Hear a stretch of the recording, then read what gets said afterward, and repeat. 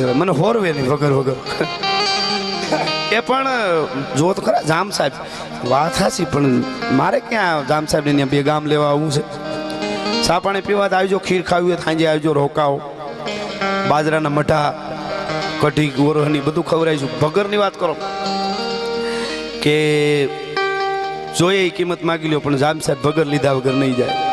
કે તો જામ સાહેબ ને કહી દે ભગર નહીં મળે. જામ સાહેબ પોતે ખબર રક્ષક સાંભળીને આવ્યા. કવિરાજ જય માતાજી, જય માતાજી.